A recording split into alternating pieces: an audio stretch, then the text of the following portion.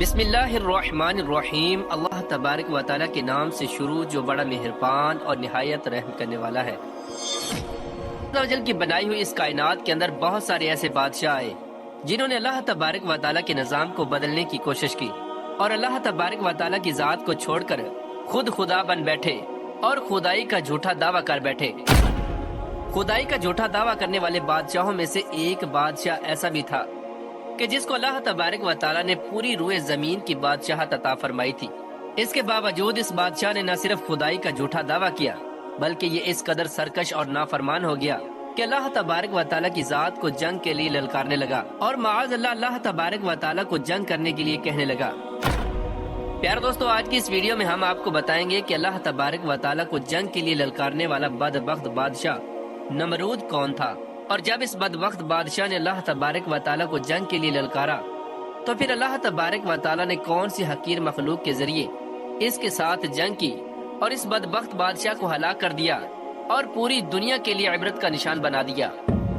پیارے دوستو، قرآن پاک کے اس عبرت ناک اور ایمان افروز واقعے کو سننے کے لیے آپ سے ہماری یہ گزارش ہے کہ ہماری اس ویڈیو کو اینڈ تک ضرور دیکھیے گا۔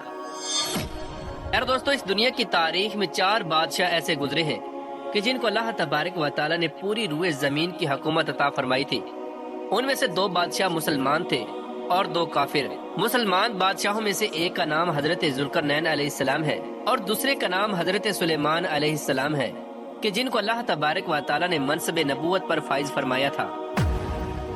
اور کافر بادشاہوں میں سے ایک کا نام نمرود اور دوسرے کا نام بخت نصر تھا۔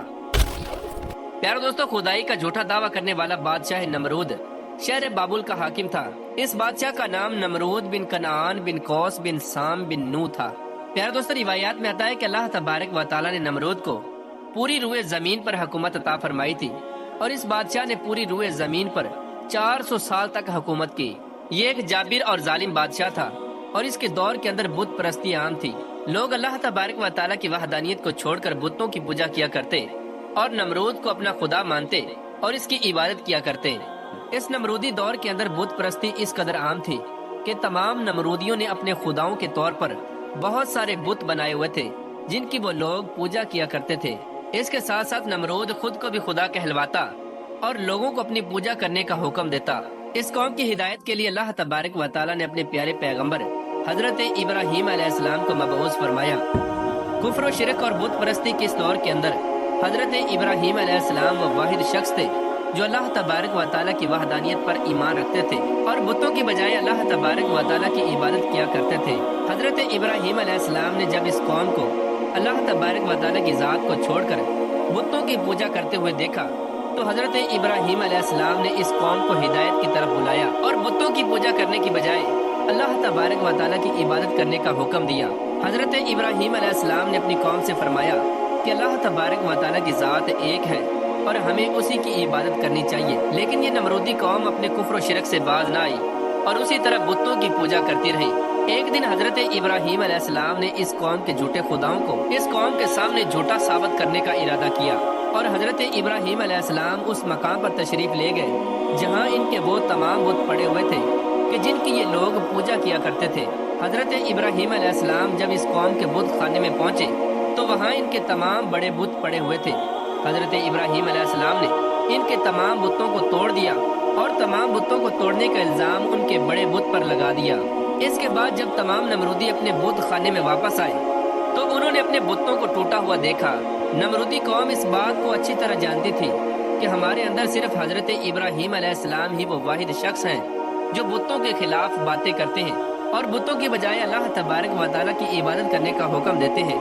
لہذا جب نمرودیوں نے اپنے خداؤں کو ٹوٹا ہوا دیکھا تو وہ سمجھ گئے کہ یہ کام حضرت ابراہیم علیہ السلام کا ہے۔ چنانچہ تمام نمرودیوں نے حضرت ابراہیم علیہ السلام سے بدلہ لینے کے لیے حضرت ابراہیم علیہ السلام کو قتل کرنے کا منصوبہ بنا لیا۔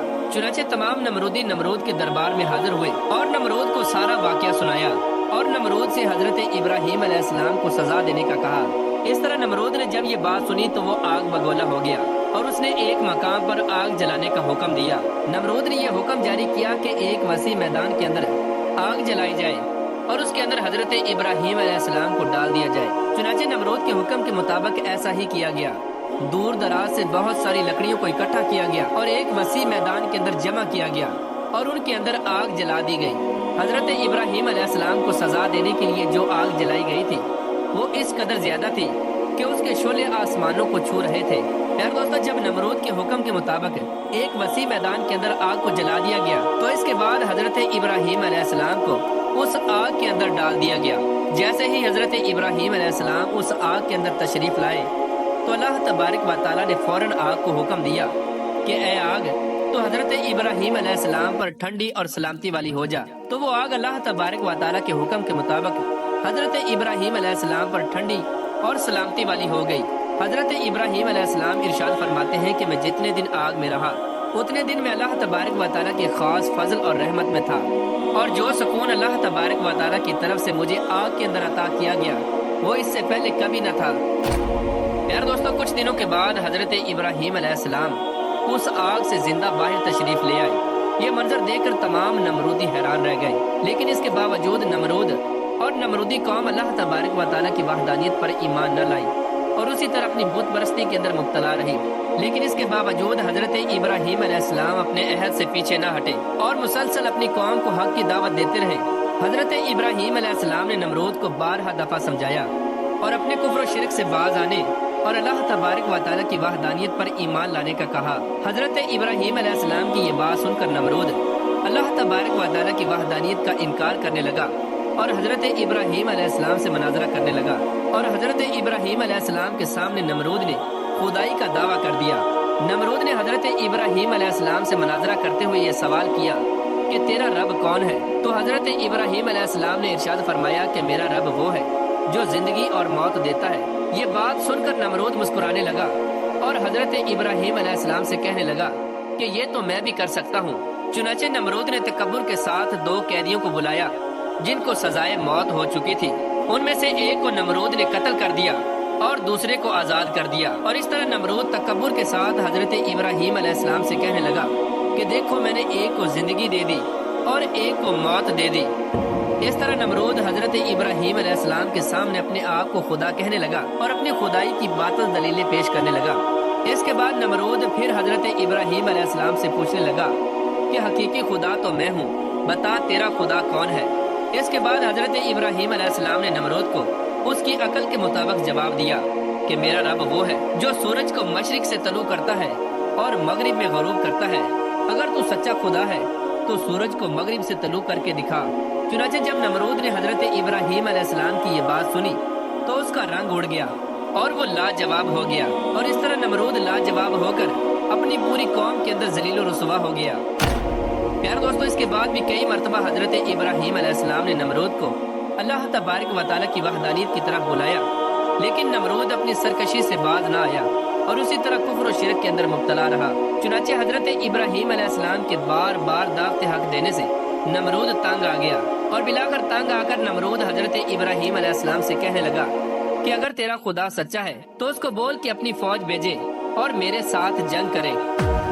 چنانچہ جیسے ہی نمرود نے حضرت ابراہیم علیہ السلام کے سامنے یہ بکواس کی تو فوراً حضرت جبرائیل علیہ السلام حضرت ابراہیم علیہ السلام کی بارگاہ میں حاضر ہوئے اور حضرت ابراہیم علیہ السلام سے کہنے لگے کہ اللہ تبارک و تعالیٰ کا لشکر جنگ کے لیے تیار ہے۔ حضرت جبرائیل علیہ السلام کی یہ بات سن کر حضرت ابراہیم علیہ السلام نمرود سے یہ کہنے لگے کہ اللہ تبارک و تعالیٰ کا لشکر جنگ کے لیے تیار ہے۔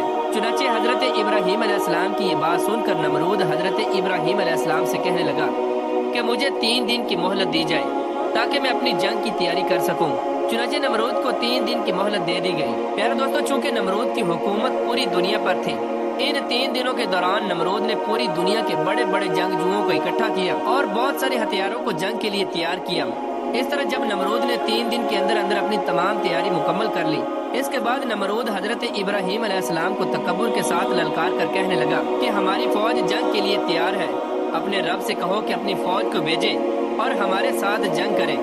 نمرود کی یہ بات سن کر حضرت ابراہیم علیہ السلام نے اللہ تبارک و تعالیٰ کی بارگاہ میں دعا کی تو اللہ تبارک و تعالیٰ نے مچھروں کی ایک فوج کو بھیجا۔ ان مچھروں کی تعداد اس قدر زیادہ تھی کہ وہ مچھر پورے آسمان پر پھیل گئے۔ اللہ تبارک و تعالیٰ نے ان مچھروں کو نمرودی فوج پر مسلط کر دیا۔ یہ مچھر اللہ تبارک و تعالیٰ کے حکم سے دیکھتے ہی دیکھتے نمرودی فوج کا گوشت کھا گئے اور ان کا خون پی گئے۔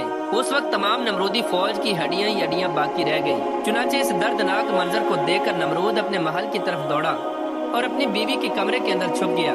اسی دوران اللہ تبارک و تعالیٰ کے حکم سے ایک لنگڑا مچھر نمرود کے گھر میں داخل ہوا۔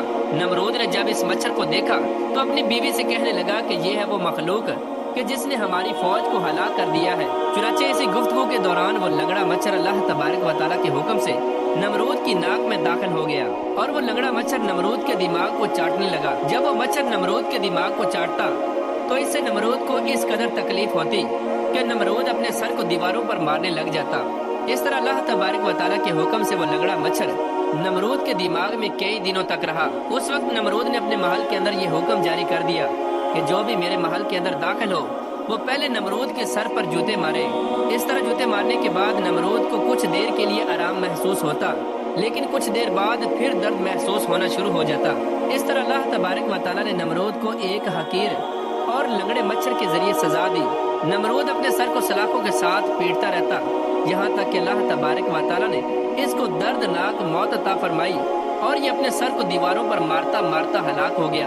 وہ نمرود جو پوری دنیا پر حکومت کرنے والا بادشاہ تھا، اور وہ نمرود جو اللہ تبارک و تعالیٰ کو تکبر کے ساتھ جنگ کے لیے للکار رہا تھا، اس نمرود کو اللہ تبارک و تعالیٰ نے ایک حقیر اور لنگڑے مچھر کے ہاتھوں ہلاک کروایا اور پوری دنیا کے لیے عبرت کا نشان بنا کے رکھ دیا۔ بے شک اللہ تبارک و تعالیٰ ہر چیز پر قادر ہے۔